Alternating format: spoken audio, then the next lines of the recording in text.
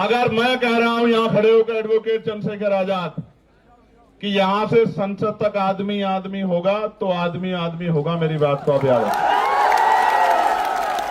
कुर्सी तो है, धर्मेंद्र प्रधान जी को मैं कहना चाहता हूं, सुनो भाई, कुर्सी तो है, आपका जनाजा थोड़ा ही है।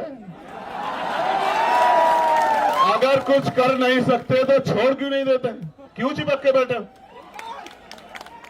अगर ये खलल डाल रहे, मैं जानना चाहता हूं कि धर्मेंद्र प्रधान जी को क्यों नहीं जा रही आवाज, प्रधानमंत्री जी को क्यों नहीं जा रही आवाज, गृह मंत्री जी को क्यों नहीं जा रही आवाज, और वो सरकार किसका इंतजार कर रही है कि ये इस शख्स में, इस मंच पे बैठा है ये शख्स जो है, जो एक वैज्ञानिक है, जो एक पर्यावरण का मित्र है, जो देश की धरोहर है, वो मर जाए, इस देश की बात का इंतजार कर रही है क्या सरकार? यह इंतजार कर रही है कि कुछ गोंस आके यहां पत्थर फेंक दे, डंडा चला दे, या कोई भीड़ आके इस आंदोलन में हिंसा कर दे, ये आंदोलन बर्बाद हो जाए। मैं अपने साथियों को कहूंगा, बहुत सचेत होकर चलाने की आवश्यकता है। अब तक जैसे आपने चलाया, आपकी बहादुरी को हम लोग सलाम करते हैं। अब तक जैसे आपने चला, मैं आपकी बहादुरी को सलाम करता हूं। और मैंने देखा इस तरपाल के लिए पैर पकड़ने पड़े भाई, इस तरपाल के लिए पैर पकड़ने पड़े यहां रुकने के लिए। लास्ट बार पहलवान बेटियों का आंदोलन हुआ था यहां, मेरे आज भी याद है, जब ये आंदोलन लंबा चला था। उसके बाद ये दूसरा आंदोलन है। और कहा गया मुझसे भी कल, इन्होंने कहा इनकी टीम ने कि भैया 20 तारीख को कूच करेंगे हम लोग। 20 को ही करोगे ना पक्का?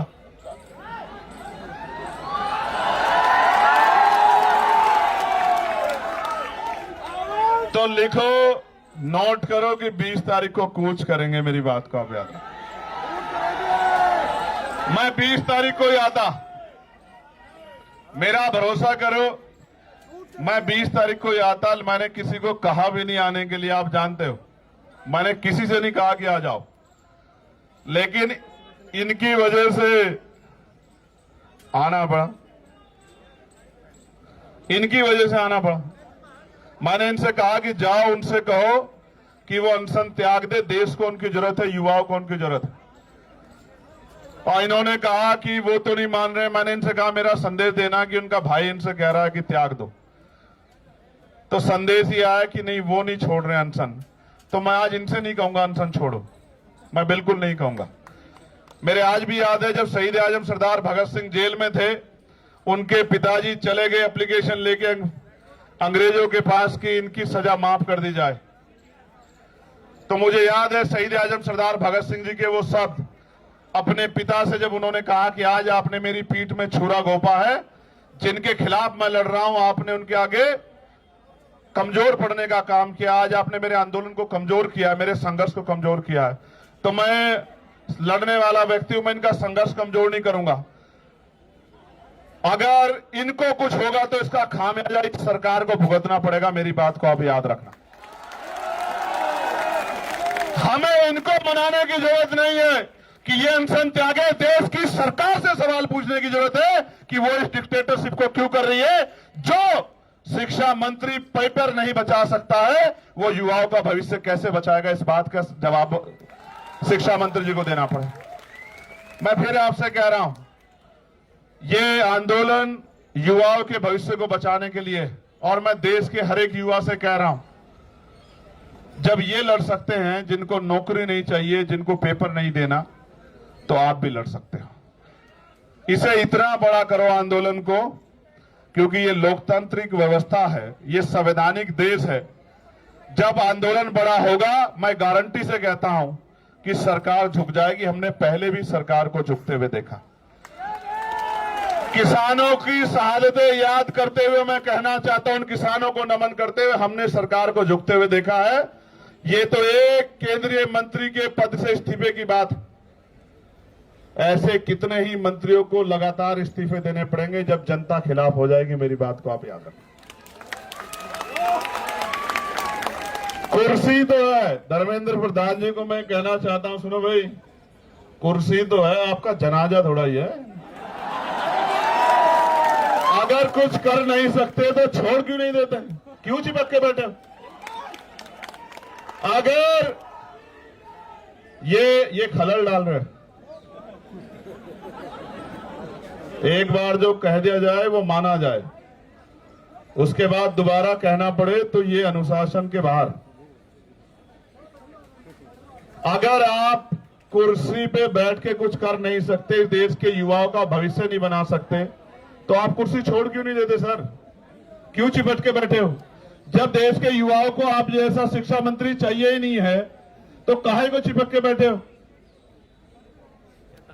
सवाल ये है, सरकार अगर 3 किलोमीटर की बात नहीं सुन रही है तो क्या 300 किलोमीटर की बात सुन सकती है? सारे कैमरे बर्बाद कर दिए। सरकार सुनना नहीं चाहती या सरकार सुन के इग्नोर कर रही है? जवाब दो।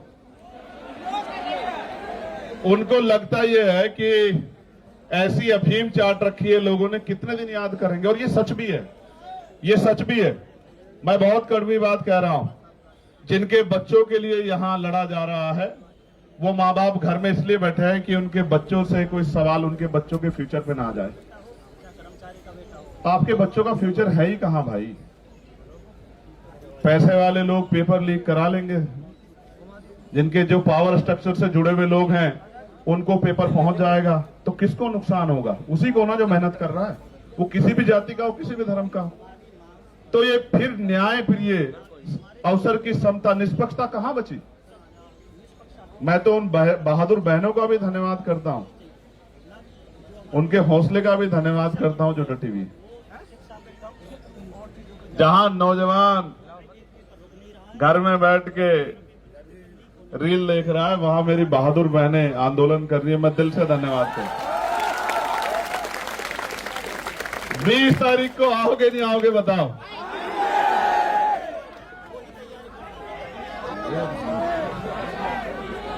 देखो एक चीज जानो, मैं इस आंदोलन पे कोई सवाल ना खड़ा हो, मेरी नैतिकता ये कहती है किसी वजह से इस आंदोलन पे कोई सवाल ना खड़ा हो। जब मैं वहां आया ना तो अपनी पार्टी, अपने तमाम मन की इच्छाओं को मैं वहां रख के आया।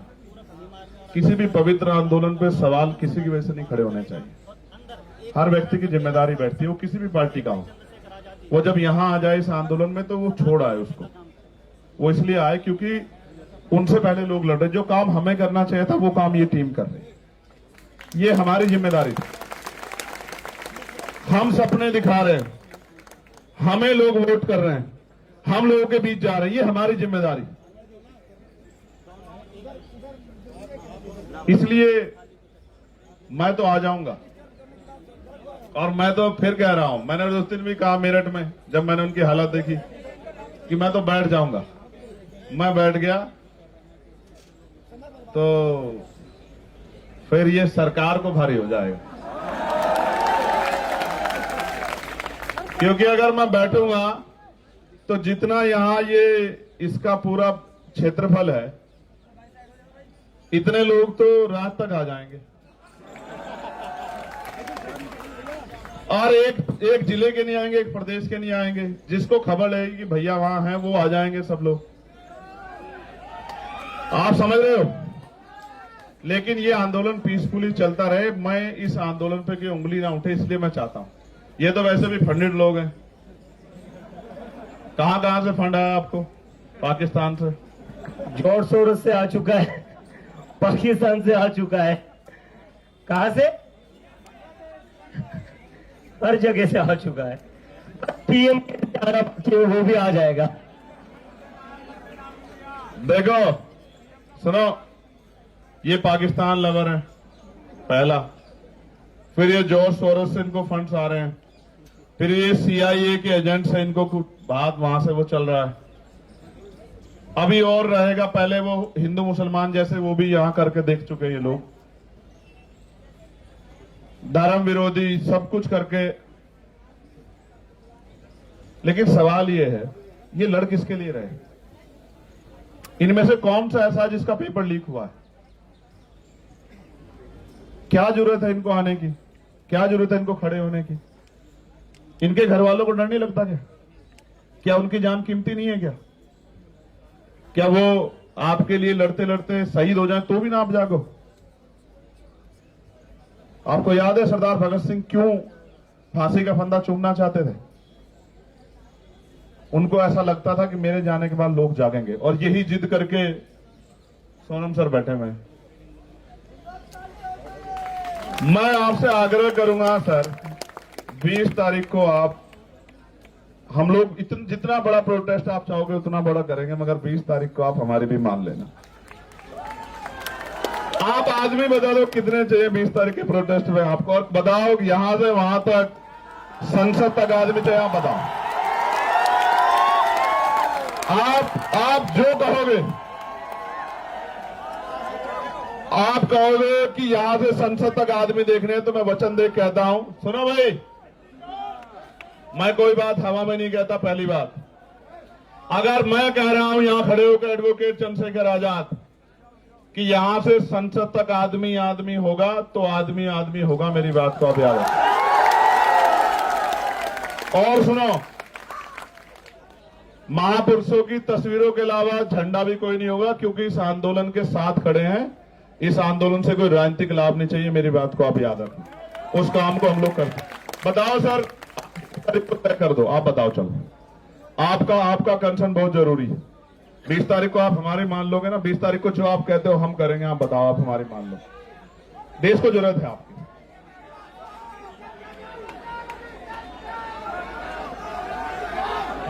आप 20 तारीख को हम कर रहे, आप चाहते हो 20 तारीख को हम लोग जीत जाएं? आप बताओ पहले, मैं क्या चाहता हूं? मैं चाहता हूं ना, हमें हमारा जो है मजबूत पिलर भी हमारे साथ रहे, खड़े रहे, डटे रहे।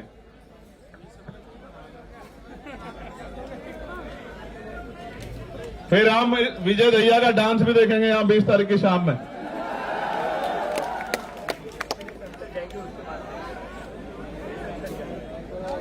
अगर हमारा प्रोटेस्ट सफल हो गया तो फिर आप शाम में हमारी बात मान लोगे? पक्का? ये डांस दिखाएगा शाम में, विजय डांस करके दिखाएगा शाम में। विजय आपका नाम? देखो, 20 तारीख को प्रोटेस्ट होगा तो प्रोटेस्ट होगा, और ऐसा प्रोटेस्ट होगा कि पिछले 10, 12, 15 साल में तो ऐसा प्रोटेस्ट दिल्ली में नहीं हुआ होगा। कारण क्या है? कारण क्या है? ये जिनके लिए लड़ रहे ना, उनको भी नहीं पता कि ये उनके लिए लड़ रहे हैं। यहां तो मीडिया बहुत कुछ तय कर देता है। वो सुई के बराबर इस आंदोलन में इनके मन का खोट ढूंढ रहे हैं। वो ये चाहते हैं एक इतना सा इनके खिलाफ कुछ मिले जिसको वो बता सके कि ये आंदोलन एंटी नेशनल है, ये भारतीय संवैधानिक व्यवस्था को डिस्टर्ब करने के लिए किया जा रहा है। मैं यहीं पल पड़ा हूं, यहीं संघर्ष किया। मैंने जेएनयू के बच्चों पर चलती लाठियां भी देखी, मैंने डीयू के बच्चों पर चलती लाठियां भी देखी, मैंने यहां एनआरसी से लेकर तमाम आंदोलन देखे, और मैंने खुद बताया ना, मैं निर्दोष होते हुए 16 महीने जेल में रहा। जब मुझे बेल मिली तो मेरे ऊपर एनएसए लगा दी रात को 2:30 बजे। हम भरोसा करते हैं लोकतांत्रिक व्यवस्था में, संवैधानिक व्यवस्था में, अपने जो गवर्नमेंट के इंस्टीट्यूशन है उनमें भरोसा करते हैं। हमें लगता है अगर कोई नहीं सुनेगा तो कोर्ट सुनेगी, तो जब कोर्ट से बेल मिलती है तो फिर एनएसए लग जाता है। कहां जाएंगे हम लोग? हम यही आंदोलन कर सकते हैं। और जिनको लगता है आंदोलन से कुछ नहीं होता, मैं आपको फिर कह रहा हूं, 2 दिन पहले हम लोग मिले थे, मैंने इनसे कहा था कि आप मानो मेरी बात को कि बहुत कुछ होगा, बहुत कुछ होगा, बस आप डटे रहो। और मैंने इनसे कहा कि 20 तारीख तक डटे रहना। मैं प्रार्थना करता हूं महापुरुषों से, कुदरत से, प्रकृति से, कि वो 20 तारीख तक इस आंदोलन को और मजबूत करे, स्वस्थ रखे, क्योंकि 21 तारीख की सुबह बहुत सुनहरी होगी भारत में, मेरी बात को आप याद रखें।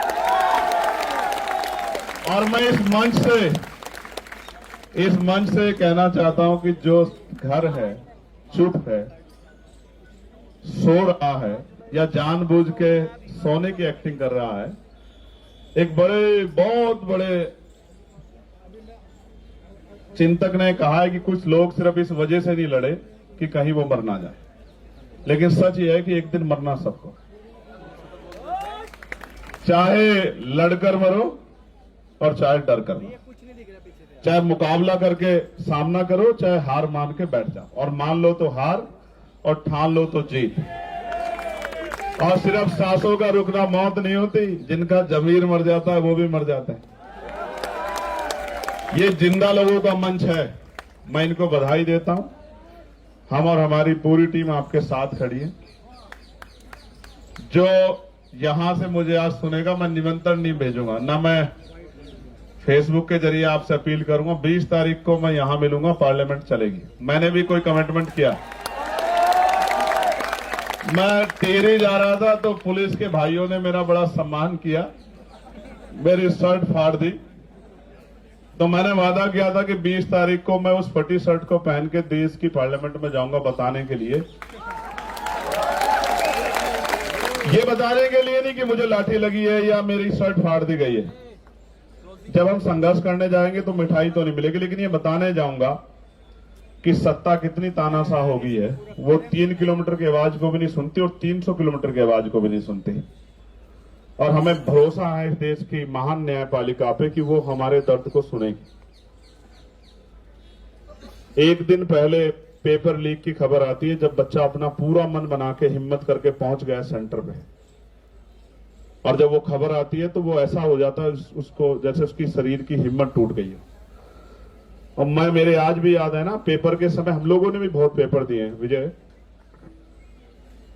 तो रुकने की जगह ढूंढते थे, किसके यहां रुकेंगे, किसके यहां खाना खाएंगे। दूसरे शहर में जाना मिडिल क्लास परिवारों के लिए, गरीब बच्चों के लिए आसान थोड़ा ही।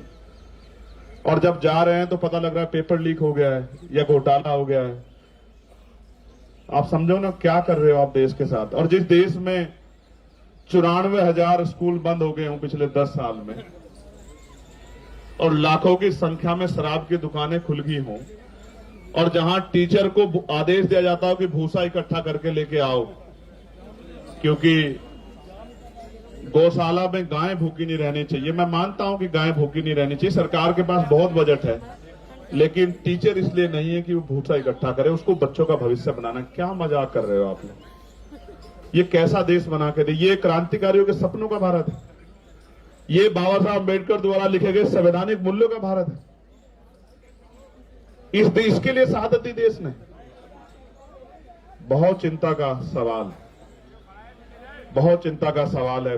मैं बड़ी पीड़ा के साथ कहना चाहता हूं, 20 तारीख का आंदोलन हम लोग खुशी से नहीं, नौजवानों के भविष्य को बचाने के लिए करेंगे। और मैं ये भी आपसे वादा करता हूं, मैं कोशिश करूंगा, 24-25 में मेरे कार्यक्रम लगे हैं मुझे अपने आंदोलन को भी आगे बढ़ाने के, लेकिन 20 तारीख के बाद हर रात मेरी यहीं कटेगी। मैं आपको इस बात का विश्वास दूं। और ये उन लोगों के लिए संदेश है मेरा जिनको लगता है कि आंदोलन में कम लोग आते हैं, आंदोलन छोटा है, आंदोलन तो बस सिर्फ नाम का हो रहा है। तो 20 तारीख के बाद, 20 तारीख तो आपकी, 21 तारीख हमारी।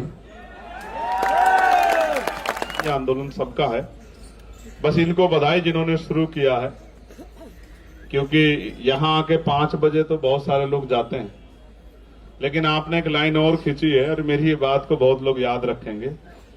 ये आंदोलन तो अपनी कीमत वसूल के, कीमत का मतलब जो तय किया है, जो लक्ष्य तय किए उनको लेके उठेगा। लेकिन इस आंदोलन के बाद इस देश में बहुत आंदोलन होंगे जहां जंतर मंतर सुना नहीं रहेगा। मेरी बात को आप याद रखें,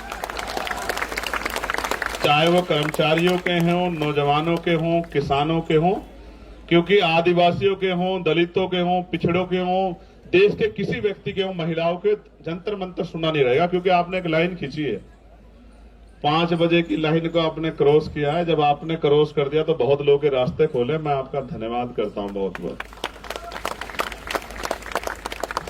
कोई और बात जो बाकी? कुणाल के लिए कुछ कहना है? किसी को रोस्ट करना है?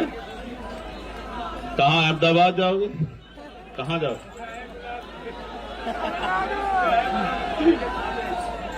नहीं, देखो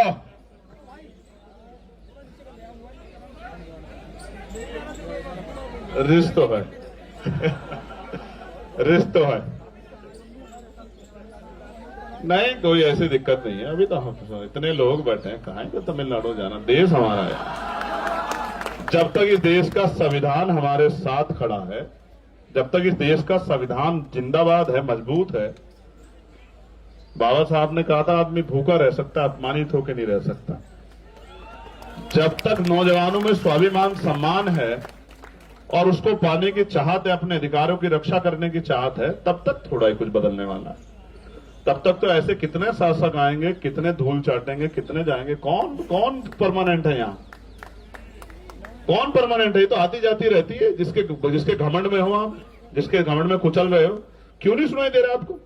17 दिन में नहीं सुनाई दिया। मुझे तो ऐसा लगता है हुकूमत इंतजार कर रही है कि इनको कुछ हो जाए, क्योंकि देश के लोग 2-3 दिन जागेंगे, उसके बाद फिर सो जाएंगे और बाकी काम जो है हमारा महान मीडिया कर देगा। वह तो समझता हूं सरकार के आधार पे, क्योंकि मैंने तो अपनी आंखों से देखा किसानों के आंदोलन को, 13 महीने सड़कों पे, उन पर चलती हुई लाठियां, उनका बहता हुआ खून की शहादतें मैंने अपनी आंखों से देखी, और एक शब्द नहीं कह पाए देश के प्रधानमंत्री उनके लिए। बस आरोप तो लगाते थे कि ये खालिस्तानी है, इन पे फंड आ रहा है, अमेरिका से आ रहा है। ये आरोपों के बाद कोई सच्चाई भी होती है क्या आपके पास? कि हमने ये जांच की, मैं हाथरस गया था, 100 करोड़ की फंडिंग की चंद्रशेखर आजाद को इस आंदोलन करने के लिए। मैंने कहा 1 रुपए की साबित कर दो, जीवन में कभी सड़क पे नहीं दिखाई दूंगा। और नहीं साबित कर पाओ तो माफी मांगना मुख्यमंत्री जी। कुछ भी नहीं, इतने निष्ठुर लोग हैं, आरोप लगाया उसके बाद कुछ भी नहीं, फिर सुबह शाम वही। इसलिए आपसे कह रहा हूं, इस आंदोलन पे भरोसा करो, इस आंदोलन को ताकत दो, आके जुटो, काम से आओ फिर आओ, लेकिन इस आंदोलन में हिम्मत दो कि जो लोग लड़ रहे हैं उनकी हिम्मत कम ना हो। मैं आप सबका बहुत बहुत धन्यवाद करता हूं। मेरी बहुत सारी मंगल कामना, ये आंदोलन कामयाब हो। जय भीम, जय भारत, जय संविधान। आप सबके लिए बहुत बहुत मंगल कामना और प्रार्थनाएं भी कि इसकी अपेक्षा आंदोलन के उसके लक्ष्य वो पूरे हों। बहुत बहुत धन्यवाद।